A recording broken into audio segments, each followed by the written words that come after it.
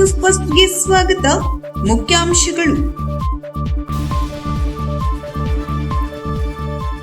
ದೇಶವನ್ನು ಪೋಲಿಯೋ ಮುಕ್ತವಾಗಿರಿಸಲು ಲಸಿಕೆ ಅಗತ್ಯ, ಶಾಸಕ ಭೀಮಣ್ಣ ನಾಯ್ಕ್. ಕಳ್ಳತನ ಮಾಡಿದ ಅಂತರ್ಜಿಲ್ಲಾ ಆರೋಪಿ ತಳ ಬಂಧನ. ಮಾದಕ ದ್ರವ್ಯ ವಿರೋಧಿ ದಿನಾಚರಣೆ, ಶಿರಸಿ ಗ್ರಾಮೀಣ ಪೊಲೀಸ್ ಇಲಾಖೆಯಿಂದ ಪ್ರಬಂಧ ಸ್ಪರ್ಧೆ, ವಿಜೇತ ಮಕ್ಕಳಿಗೆ ಬಹುಮಾನ ವಿತರಣೆ, ಮಾದಕ ವ್ಯಸನದ ಕುರಿತು ಕಾರ್ಯಾಗಾರ.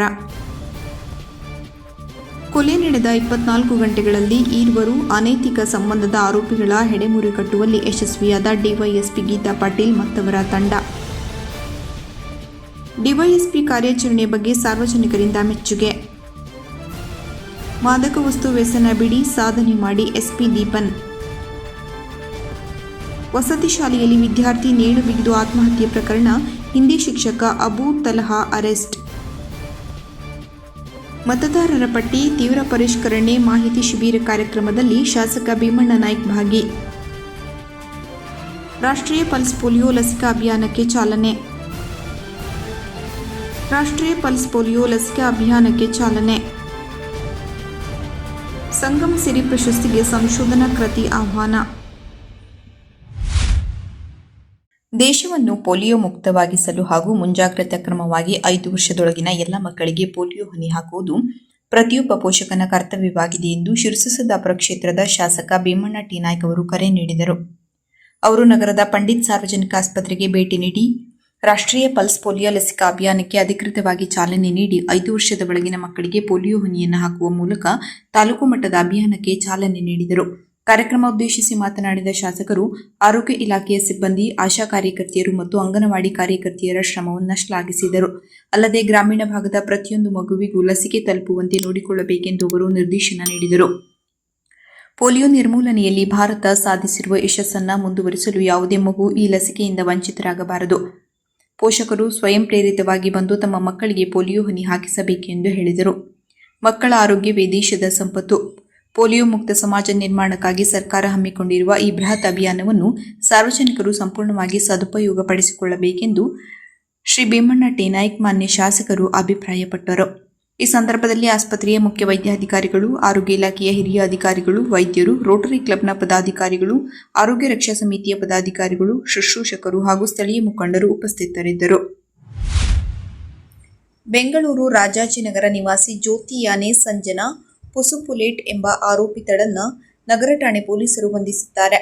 ಆರೋಪಿತಳು ಜೂನ್ 3, 2026ರಂದು ಕೇಂದ್ರ ಬಸ್ ನಿಲ್ದಾಣದಲ್ಲಿ ಚಂದ್ರಗುತ್ತಿಯ ಶ್ರೀಮತಿ ಸವಿತಾ ಆನಂದ್ ನಾಯ್ಕ್ ಇವರ ಬ್ಯಾಗಿನಲ್ಲಿದ್ದ ಸುಮಾರು 1.59 ಲಕ್ಷ ರೂಪಾಯಿ ಬೆಲೆಯ ಚಿನ್ನಾಭರಣಗಳನ್ನು ಕಳ್ಳತನ ಮಾಡಿದ್ದಳು. ಈ ಕುರಿತು ನಗರ ಪೊಲೀಸ್ ಠಾಣೆಯಲ್ಲಿ ಪ್ರಕರಣ ದಾಖಲಾಗಿತ್ತು. ಈ ಹಿನ್ನೆಲೆಯಲ್ಲಿ ಡಿವೈಎಸ್ಪಿ ಗೀತಾ ಪಾಟೀಲ್ ಅವರು ಮತ್ತು ಸಿಪಿಐ ಸಂಪತ್ ಕುಮಾರ್ ಅವರ ಮಾರ್ಗದರ್ಶನದಲ್ಲಿ ಪಿಎಸ್ಐ ನರಸಿಂಹಲು ಹಾಗೂ ನಾರಾಯಣ ರಾಥೋಡ್ ನೇತೃತ್ವದಲ್ಲಿ ಕಾರ್ಯಾಚರಣೆ ನಡೆಸಿದ್ದರು. ಈ ಕಾರ್ಯಾಚರಣೆಯಲ್ಲಿ ಸಿಬ್ಬಂದಿಗಳಾದ ಕೋಟೇಶ್ ನಾಗರವಳ್ಳಿ, ರಾಮಯ್ಯ ಪೂಜಾರಿ, ಹನುಮಂತ ಮಾಕಾಪುರ್, ಸದ್ದಾಂ ಹುಸೇನ್, ಚನ್ನಬಸಪ್ಪ, ರಾಜು ಎಂ, ಸುನಿಲ್, ಪ್ರಶಾಂತ್, ಶಂಕರಮ್ಮ ಹಾಗೂ ದೀಪಾ ಸೇರಿದಂತೆ ಅನೇಕ ಸಿಬ್ಬಂದಿಗಳು ಪಾಲ್ಗೊಂಡಿದ್ದರು. ಜೂನ್ 25, 2026ರಂದು ಶಿರಸಿ ಗ್ರಾಮೀಣ ಪೊಲೀಸ್ ಠಾಣಾ ವ್ಯಾಪ್ತಿಯ ಇಸಲೂರು ಗ್ರಾಮದ ಶ್ರೀನಿಕೇತನ ಶಾಲೆಯ ಮಕ್ಕಳಿಗೆ ಅಂತಾರಾಷ್ಟ್ರೀಯ ಮಾದಕ ದ್ರವ್ಯ ವಿರೋಧಿ ದಿನದ ಅಂಗವಾಗಿ ಪ್ರಬಂಧ ಬರೆಯುವ ಸ್ಪರ್ಧೆಯನ್ನು ಏರ್ಪಡಿಸಲಾಗಿತ್ತು. ಸ್ಪರ್ಧೆಯಲ್ಲಿ ವಿಜೇತರಾದ ಮಕ್ಕಳಿಗೆ ಬಹುಮಾನ ವಿತರಿಸಿ ಭಾವಿ ಪ್ರಜೆಗಳಲ್ಲಿ ಜಾಗೃತಿ ಮೂಡಿಸಲಾಯಿತು. ಮಾದಕ ದ್ರವ್ಯ ವ್ಯಸನದ ಬಗ್ಗೆ ಕಾರ್ಯಾಗಾರವನ್ನು ಕೈಗೊಂಡಿದ್ದು, ಸದರಿ ಕಾರ್ಯಕ್ರಮದಲ್ಲಿ ಮಕ್ಕಳಿಗೆ ಸೈಬರ್ ಅಪರಾಧ, ಡಿಜಿಟಲ್ ಅರೆಸ್ಟ್, ಪೋಕ್ಸೋ ಕಾಯ್ದೆ, ಮಕ್ಕಳ ಸಹಾಯವಾಣಿ 1098 ಹಾಗೂ 112 ಸಹಾಯವಾಣಿ ಮತ್ತು ರಸ್ತೆ ಸುರಕ್ಷತೆಯ ಬಗ್ಗೆ ಜಾಗೃತಿ ಮೂಡಿಸಲಾಯಿತು. ಶಿರಸಿ ಗ್ರಾಮೀಣ ಠಾಣೆಯ ಅಧಿಕಾರಿಗಳು, ಸಿಬ್ಬಂದಿಗಳು ಹಾಗೂ ಶಿಕ್ಷಕರೊಂದ ಈ ಮಹತ್ತರ ಕಾರ್ಯದಲ್ಲಿ ಪಾಲ್ಗೊಂಡಿದ್ದರು.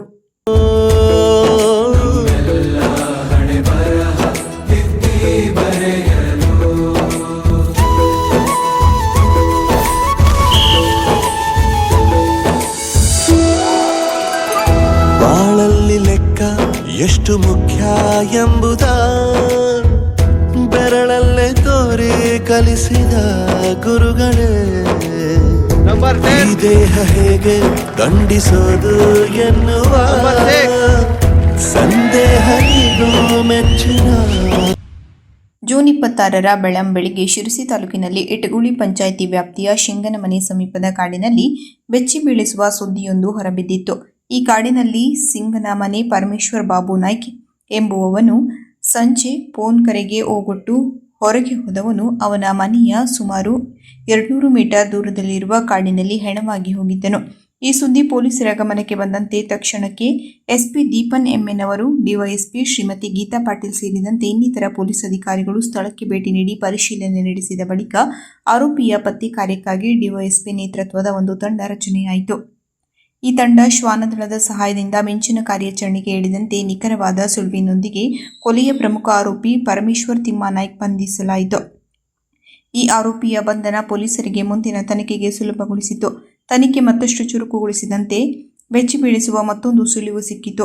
ಅದೇ ಅನೈತಿಕ ಸಂಬಂಧ. ಕೊಲೆ ಮಾಡಿದ ಆರೋಪಿಗೆ ಹಾಗೂ ಕೊಲೆಯಾದ ವ್ಯಕ್ತಿಯ ಹೆಂಡತಿ ಅರ್ಪಿತಾ ನಡುವೆ ಇರುವ ಅನೈತಿಕ ಸಂಬಂಧ ಮುಚ್ಚುಮರೆಯಲ್ಲಿ ನಡೆಯುತ್ತಿದ್ದ ಈ ಅನೈತಿಕ ಸಂಬಂಧದ ಗುಟ್ಟು ರಟ್ಟಾಗಿದೆ. ಅರ್ಪಿತಾಳಿಗೆ ತಾಳಿ ಕಟ್ಟಿ ತುಂಬು ಸಂಸಾರ ನಡೆಸುತ್ತಿದ್ದ ಪರಮೇಶ್ವರ್ ಬಾಬು ನಾಯ್ಕ್ ಕೊಲೆಗೆ ಕಾರಣವಾಗಬೇಕಾಯಿತು.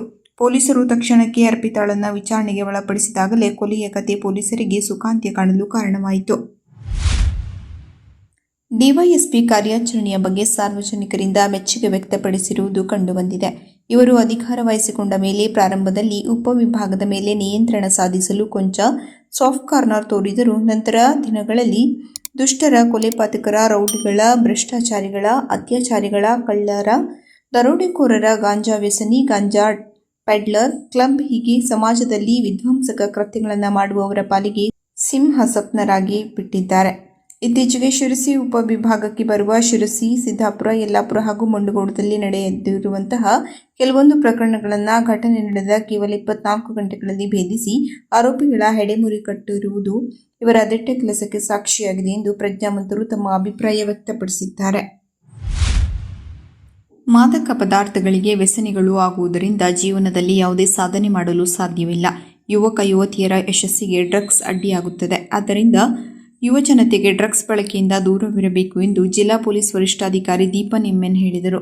ಅವರು ಶನಿವಾರ ಮಯೂರ ವರ್ಮಾ ವೇದಿಕೆಯಲ್ಲಿ ಉತ್ತರ ಕನ್ನಡ ಜಿಲ್ಲಾ ಪೊಲೀಸ್ ಕಾರವಾರ ಉಪವಿಭಾಗ, ಕಾರವಾರ ಶಹರ ಪೊಲೀಸ್ ಠಾಣೆ ವತಿಯಿಂದ ಆಯೋಜಿಸಿದ್ದ ಅಂತಾರಾಷ್ಟ್ರೀಯ ಮಾದಕ ದ್ರವ್ಯ ವಿರೋಧಿ ಸಪ್ತಾಹ, ಮಾದಕ ವಸ್ತುಗಳ ಬಳಕೆ ಮತ್ತು ಪೂರೈಕೆಯನ್ನು ತಡೆಗಟ್ಟುವ ನಿಟ್ಟಿನಲ್ಲಿ ಜಾಗೃತಿ ಮತ್ತು ಅರಿವು ಮೂಡಿಸುವ ಅಭಿಯಾನ ಕಾರ್ಯಕ್ರಮಕ್ಕೆ ಚಾಲನೆ ನೀಡಿ ಮಾತನಾಡಿದರು. ಡ್ರಗ್ಸ್ ಕ್ಯಾನ್ಸರ್ ಇದ್ದಂತೆ ಅದು ಸಮಾಜಕ್ಕೆ ಮಾರಕವಾಗಿ ಪರಿಣಮಿಸಿದ್ದು, ಇದು ಸಮಾಜದಲ್ಲಿ ವ್ಯಾಪಕವಾಗಿ ಹರಡದಂತೆ ತಡೆಯಬೇಕು. ಪೊಲೀಸ್ ಇಲಾಖೆಯಿಂದ ಜಿಲ್ಲೆಯ ಪ್ರತಿ ತಾಲೂಕಿನ ಶಾಲಾ ಕಾಲೇಜು ವಿದ್ಯಾರ್ಥಿಗಳಿಗೆ ಡ್ರಗ್ಸ್ನಿಂದ ಉಂಟಾಗುವ ದುಷ್ಪರಿಣಾಮದ ಕುರಿತು ಜಾಗೃತಿ ಮೂಡಿಸಲಾಗುತ್ತಿದೆ.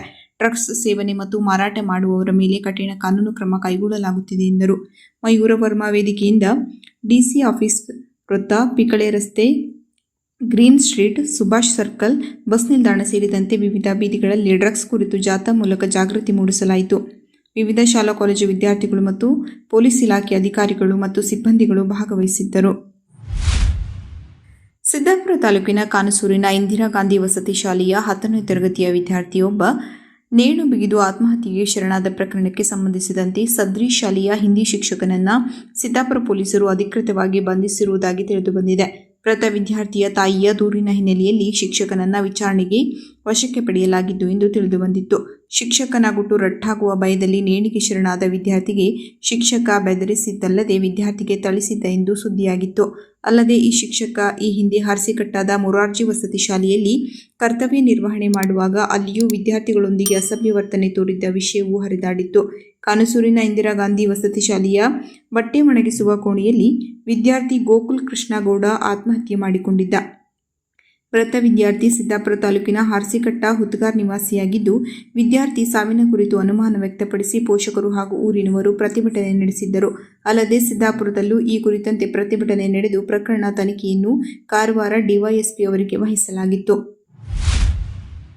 ಮಾನ್ಯ ಶಾಸಕರಾದ ಶ್ರೀ ಭೀಮಣ್ಣ ಟಿ ನಾಯ್ಕ್ ಅವರು ಹೊನ್ನಾವರ ಬ್ಲಾಕ್ ಕಾಂಗ್ರೆಸ್ ಕಚೇರಿಯಲ್ಲಿ ಹಮ್ಮಿಕೊಳ್ಳಲಾಗಿದ್ದ ಮತದಾರರ ಪಟ್ಟಿ ತೀವ್ರ ಪರಿಷ್ಕರಣೆ ಮಾಹಿತಿ ಶಿಬಿರ ಕಾರ್ಯಕ್ರಮದಲ್ಲಿ ಪಾಲ್ಗೊಂಡು ತಮ್ಮ ಬೂತ್ ಮಟ್ಟದ ಏಜೆಂಟ್ಗಳನ್ನು ಉದ್ದೇಶಿಸಿ ಮಾತನಾಡಿದರು.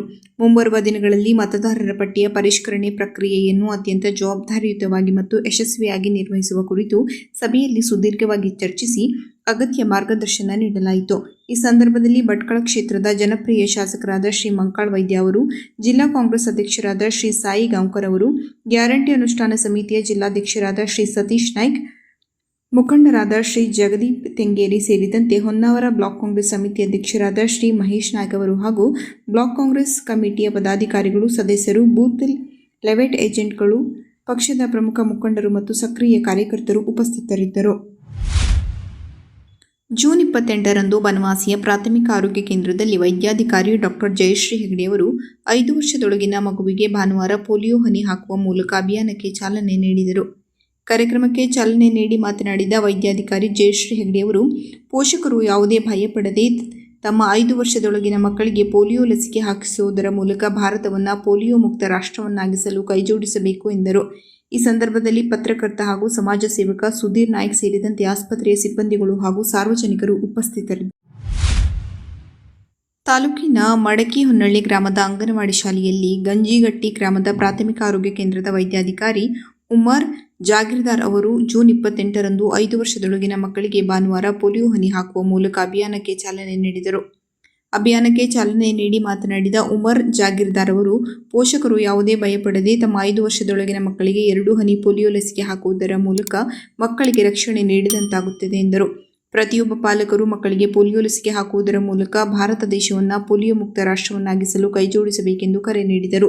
ಈ ಸಂದರ್ಭದಲ್ಲಿ ಗ್ರಾಮ ಪಂಚಾಯತ್ ಮಾಜಿ ಸದಸ್ಯ ಕಲ್ಮೇಶ್ ಪರವಾಪುರ್, ಅಂಗನವಾಡಿ ಶಿಕ್ಷಕಿ ಮಾದೇವಿ ಪೂಜಾರ್ ಮತ್ತು ಶ್ರೀದೇವಿ ಸೇರಿದಂತೆ ಆಸ್ಪತ್ರೆಯ ಸಿಬ್ಬಂದಿಗಳು ಹಾಗೂ ಸಾರ್ವಜನಿಕರು ಉಪಸ್ಥಿತರಿದ್ದರು.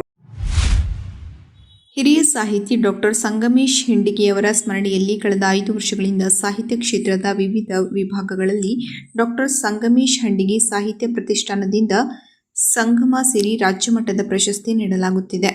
ಈ ವರ್ಷ ವಚನ ಸಾಹಿತ್ಯ ಸಂಶೋಧನಾ ಕೇಂದ್ರಕ್ಕೆ ಪ್ರಶಸ್ತಿಯನ್ನು ನೀಡಲು ನಿರ್ಧರಿಸಲಾಗಿದೆ. ಪ್ರಶಸ್ತಿಯು 10,000 ರೂಪಾಯಿ ನಗದು ಹಾಗೂ ಫಲಕವನ್ನು ಒಳಗೊಂಡಿದೆ ಎಂದು ಪ್ರತಿಷ್ಠಾನದ ಅಧ್ಯಕ್ಷ ಜಿಬಿ ಗೌಡಪ್ಪಗೋಳ, ಗೌರವಾಧ್ಯಕ್ಷ ಗಣಪತಿ ಗಂಗೊಳ್ಳಿ, ಸಂಯೋಜಕ ಡಾಕ್ಟರ್ ಪ್ರಭು ಗಂಜಿಹಾಳ ತಿಳಿಸಿದ್ದಾರೆ.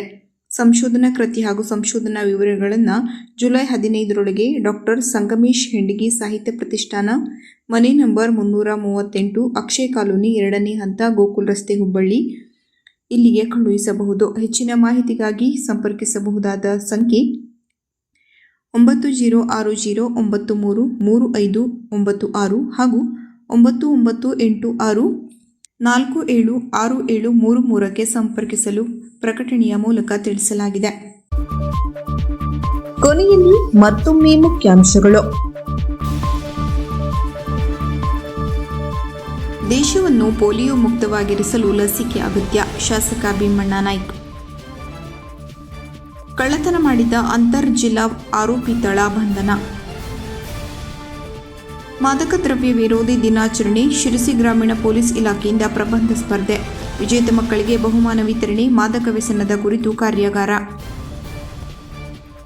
ಕೊಲೆ ನಡೆದ 24 ಗಂಟೆಗಳಲ್ಲಿ ಈರ್ವರು ಅನೈತಿಕ ಸಂಬಂಧದ ಆರೋಪಿಗಳ ಹೆಡೆಮುರಿ ಕಟ್ಟುವಲ್ಲಿ ಯಶಸ್ವಿಯಾದ ಡಿವೈಎಸ್ಪಿ ಗೀತಾ ಪಾಟೀಲ್ ಮತ್ತವರ ತಂಡ.